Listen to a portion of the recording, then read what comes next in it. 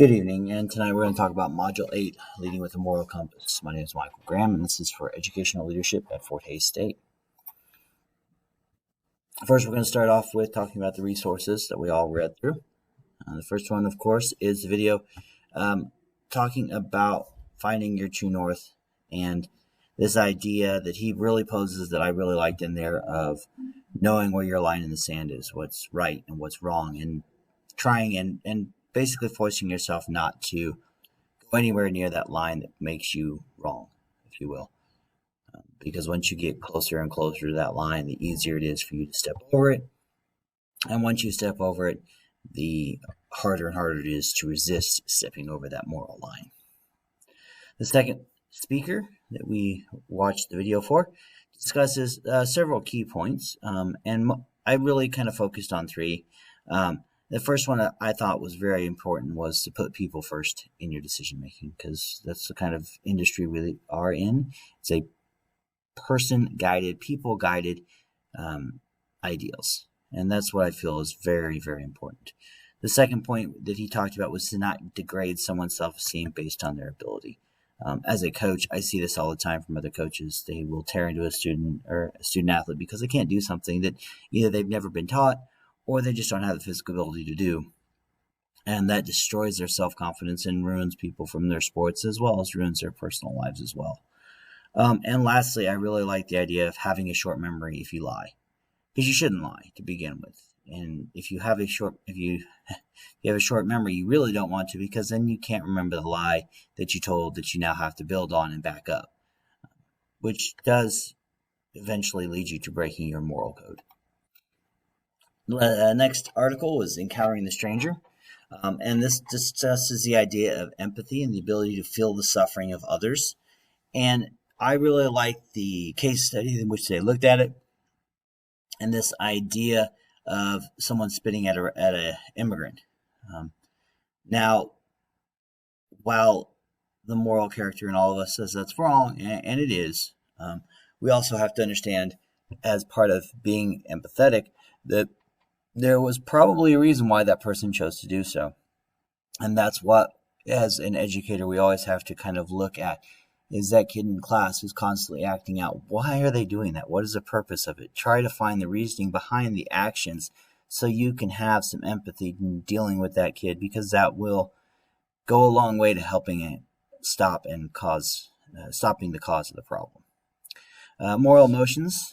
This video starts about morals are based on our reasoning, and our judgments, however, are based on our emotions. So sometimes when we have that dilemma that we reason in our head, this is the right decision, we're going to do it, and then someone pushes that button that either agitates us, angers us, fills us with a lot of emotions that we really just can't understand and control at that time, and we make a decision that may not be logically smart or goes against our reasoning and better judgment.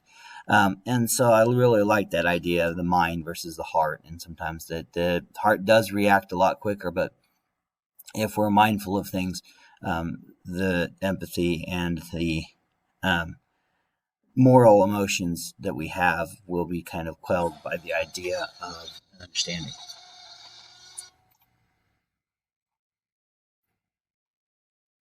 Next is setting your compass to the true north. This article directs us to always kind of direct ourselves to what our true north is. What is that one guiding principle morally that keeps us on the right path?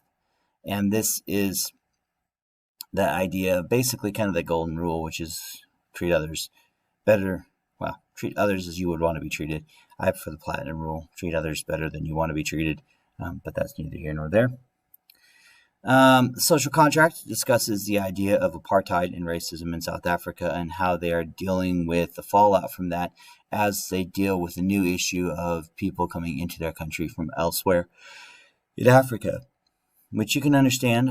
Black South Africans had fought for so many years to kind of have their rights and be counted as one and feel like they have some semblance of power and control and responsibility in their own country, to then have that start to be worn away by immigrant crises and AIDS pandemics and all of that.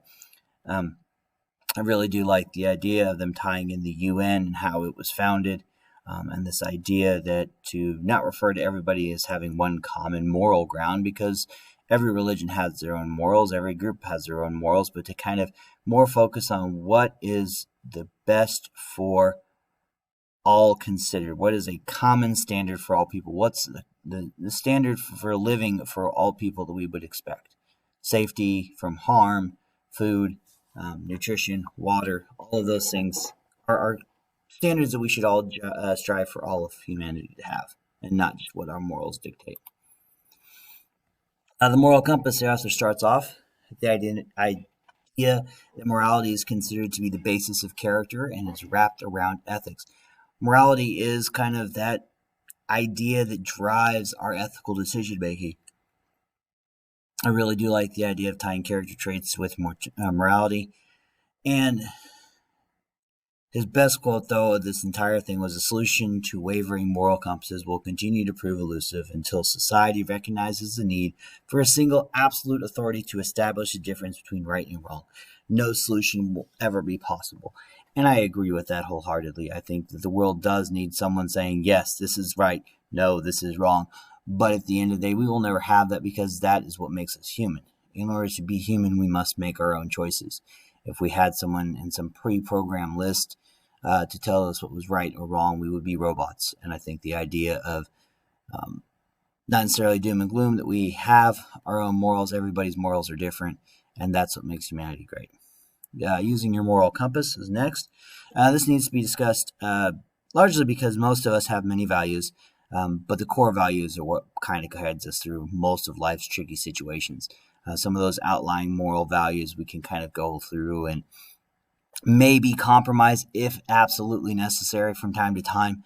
But those core values, I feel like most of us refuse to ever compromise for any reason whatsoever. I do like that idea. I also like the last part of Mr. Wood's article discussing the idea of analyzing the consequences of the decision you're going to make. What actions do you need to do to have that decision be made, and then finally making that decision? Because if we don't act on our morals and act, then we just stand along and let the world go by. And lastly, this article states about the 5 parts for moral compass, which are listed there. I liked most of all of them, especially you're grounding your identity. If you don't know who you are, you don't know your moral compass. And I think with a good moral compass, you become a good role model, and that makes it so much easier to foster healthy relationships, especially in the classroom setting and in the school district setting. Because if we don't have healthy relationships in our building, we're miserable human beings, and we just don't function well in those ideas. And lastly, the biggest point I gained from this was that strength of your moral compass helps define your character, which determines how people choose to interact with you, which kind of ties into the first thing of grounding your identity and fostering those healthy relationships. Now let's talk about my moral compass, as I'm sure that will be different from everybody's, because we're all different people and we all are a product of how we were raised, which is what my true north is.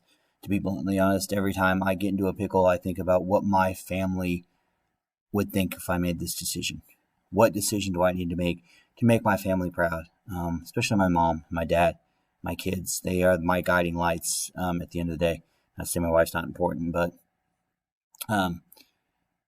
she's my rock, to be honest. But my mom, more than anything, having lost her recently, it's very difficult for me to make decisions sometimes that I feel would upset her. And it's always been a guiding principle, because she's been the most moral person I've ever known in my entire life.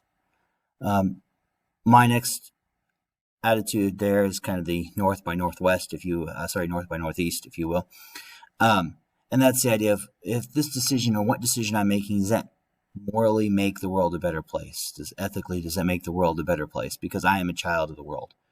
My decisions, if I make that decision, how is that going to benefit the world? And that's how I look at it, especially in the classroom. If I make a decision that compromises the integrity of my students and myself, that's not benefiting the world. So that's kind of where I look at. Going to the east and to the west, I have 2 pillars that kind of help me in trickier situations from time to time, but really kind of are polar opposites for a lot of people comparatively to me. Religion, I feel, is important to an extent. I do judge myself. I do consider myself a Christian, but I do not consider myself someone that is a churchgoer. I view that sometimes in churches, as was evident in the churches that I grew up, a lot of the most morally bankrupt people that I've ever met were the people that appeared there every single Sunday telling me I was doing things wrong and telling my family we were doing things wrong. I very firmly believe that if you want to judge somebody, then you're doing it wrong, to be honest. Next is the easterly point there of my compass, and that is, of course, my soccer family.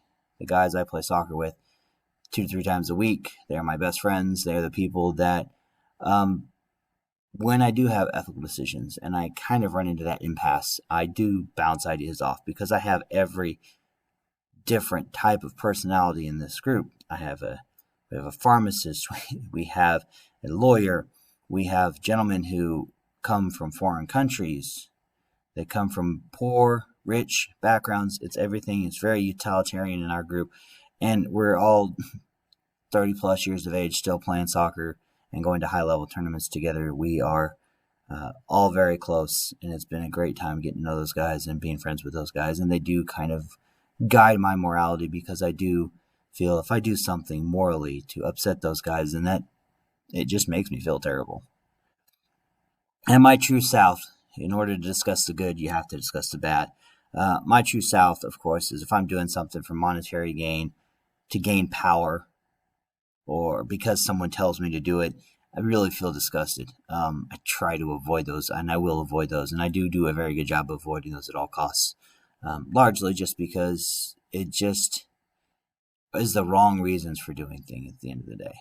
To blindly follow someone's orders without asking why, to do something to benefit only yourself, and to do things for greed is against everything I was taught, not only at home, but in school. There are my resources, 2 slides. And lastly, our correlation, correlation. And that is, of course, this modeled professional levels of integrity and digital citizenship. I viewed that this increased my content level knowledge to a great degree by understanding the importance of a moral compass in the workplace. And this assignment also gave me a great many sources to look at in the future. Relevance assignment, of course, plowed right into my understanding of the importance of morality, ethics, and their importance in shaping a moral compass, because that's vital in our world today, because we are losing our morals at a staggering rate inside the workplace. I did disagree with a few points, especially the ones referred to religion. As sadly, I've seen religion used to justify some awful things in history, and as well as in the modern world. A lot of people will wrap that cross around themselves and say that they did it because God told them so. And in all actuality, the God that I know of and have been raised with would never tell you to do something like that. And lastly, reflection. This activity was useful as it made me address my own moral compass and why I take the actions I do. I've always felt I've been a very moral person, but it's nice to sit and think about what is important to me and how they drive my choices. I also feel that any time spent in front of a camera is vitally useful, because I would like to, in the future, as I become an administrator, to record my meetings for staff meetings, especially trainings and things that we can get away with via recording, so that my staff members can stay in their classroom and work while watching a video, instead of having to have a staff meeting where they have to be drugged to a room and time away spent doing things that are very vital and useful in the classroom. Thank you guys for your time, and have a great night.